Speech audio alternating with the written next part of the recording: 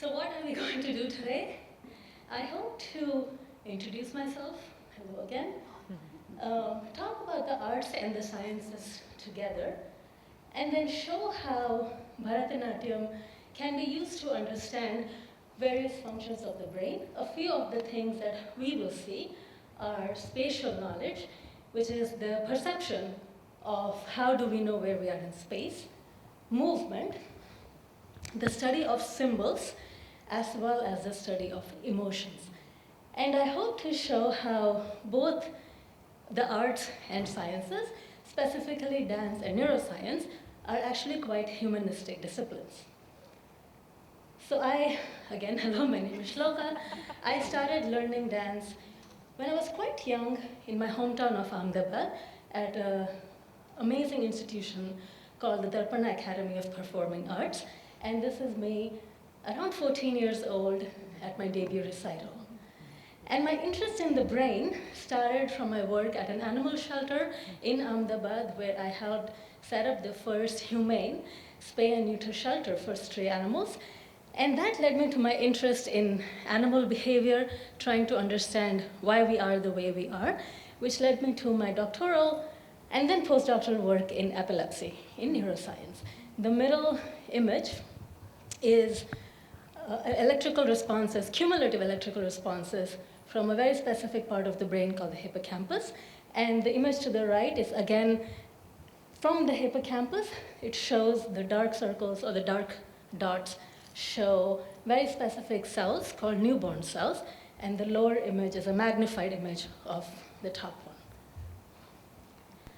So we may all have reasons for being here today, for this curiosity of why think of the arts and sciences as having more in common than we usually do. And these are just my reasons. I'm sure there's many, many more. And it's also important for me to say that this is an introduction. So this hour today, it's not the end of a whole bunch of work, it's actually the beginning. And I hope there's many, many more conversations like this. So arts and sciences, I think, are complementary ways of understanding reality, of understanding the world around us. The arts provide a holistic way to experience reality, a personalized, individualized expression, whereas the sciences provide an analytical way or an aggregated way to understand the world around us. And of course, there is the understanding of beauty and joy. And what better way to show that? This is my pup, whose name is Puppy. And, and as a scientist, I could look at the number of turns he makes, the angles of turns. I could study a whole bunch of things. But then there's really nothing like the uninhibited joy in his face, as he loves doing this during spring, during fall, when he smells the soil. And then these are orchids at my home garden. And again, we could analyze the dots, we could analyze the petals, but then there's something really beautiful about the holistic image, which I think is what the arts provide us. So as a practitioner of Bharatanatyam, which we'll hear more about, you just saw some of, as a practitioner of these disciplines, a couple of years ago, I started a body of work called Vichar. Vichar is a Sanskrit word that means thought or perception. And this is a platform where I explore the convergence of Bharatanatyam and neuroscience, which is also what we'll do today. And the overarching question is, can Bharatanatyam help us understand the brain? So there's so much to understand about the brain. If being very, very simplistic, and again, this is an introduction, hundreds of people are spending hundreds of hours and years studying this, but at a very simplistic level, the brain consists of cells. These are called neurons and glia. And again, there's a lot of specificity and a lot of different kinds of these cells as well. And for our physiology, so even the fact that we're sitting here, you're listening to me, you're looking at the slides, for all of that to happen, there is a constant balance of excitation and inhibition. And you might have heard, one part of the brain does whatever thing. And while that is true, that there are certain parts of the brain that are specialized for certain things, it is also important to remember that no part of the brain works in isolation. So our brains are always working, even though there may be one part of the brain that is specialized at doing a certain thing. And the brain synthesizes many kinds of information from different places to create a complete picture. When we saw Puppy, we were looking at not necessarily his color, his size, but our brains were creating a holistic image. And this is true for any work of art, whether it's visual art, performing art. Our brains create that synthesized version of aesthetic beauty. Some of us might know this already. Bharatanatyam is a form of traditional Indian dance.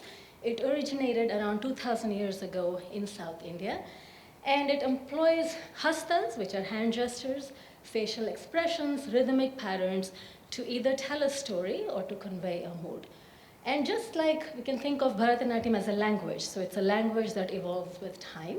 And even the word Bharatanatyam has meaning. So the syllable bha stands for bhava, or expression.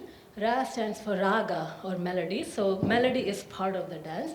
And as practitioners of the dance, we're expected to learn music. And ta stands for tada, or rhythm. Natya is a word that could mean dance, but more broadly, it means drama or theater. So this is a form of theatrical experience that combines all these things. I should also mention that India has been through many social and civic upheavals over the last hundreds of years.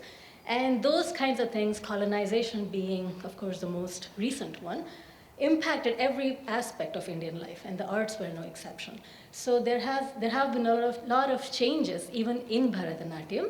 That said, what I will be showing today is my understanding, thanks to my gurus, but the topic of how Bharatanatyam has evolved over time, how it has been impacted by all these forces, remains a topic of rich discussion.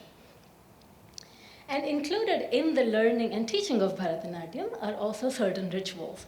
And these rituals help us think of our place in the lineage of gurus or teachers and disciples.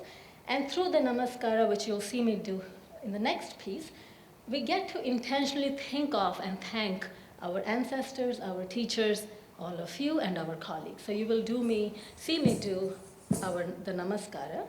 And we also, this is a chance for us to ask forgiveness to Goddess Earth, as well as thank our ancestors, our teachers, and our contemporaries. So I talked about how Bharatanatyam might be a way to better understand the brain. And one of the things is spatial knowledge. So spatial knowledge is this understanding of where things are in space and how they relate to one another. Again, this is knowledge that we use to come here today. From wherever you were, you came to this space. So even though we may not realize it, it's something we do every single day. And dance of all kinds help us understand how the brain processes spatial information. In Bharatanatyam, there is a specific way of thinking about directions on stage called the Navasandhi. Nava means 9, Sandhi means directions. And this is a way of delineating the space or the stage in a very systematic way.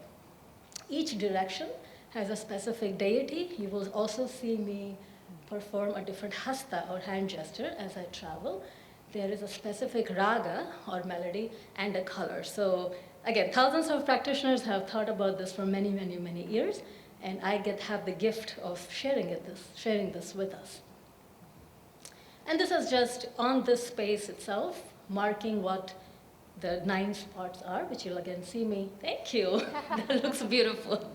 Thank you. So these are the 9 spots that have a very specific reason, a very specific deity, and a color. So how does the brain know how to, where we are in space? And then, again, speaking very simplistically, it is thought that the brain creates these maps of our external environment that consists of landmarks, that consists of the scene geometry. And a couple of years ago, scientists wanted to understand better how does the brain change in response to spatial information. And they did this experiment. If you've ever been to London, these are the cab drivers who have to take this very rigorous test, which is cleverly called the knowledge. And in order to be able to do that, they study for like 2 to 5 years. They have to memorize 20,000 landmarks, 25,000, just a lot of spatial information. And what people found using imaging was that at the end of 5 years, through that rigorous training, a part of the brain called the hippocampus showed an increase in size. And even within the hippocampus, it was very specific, so it was the back part of the hippocampus. So this gives us an idea, again, very simplistically speaking, how the brain processes spatial information. The next piece will introduce these 9 directions. Again, each one has a different hasta. We invoke Ganesha, who is the remover of obstacles. His vehicle is the mouse. He loves dumplings, and who doesn't? He has elephant ears, and we will also pay respects to Nataraja, who happens to be the father of Ganesha, and we say how the limbs of Nataraja, his another name for Shiva, you can see a sculpture here, is the universe. His language is everybody's speech, and we pay respects to both of them. You'll also see me offer respects to the 5 elements, to earth, to water, to wind, to fire, and space. Presenting Navasandhi.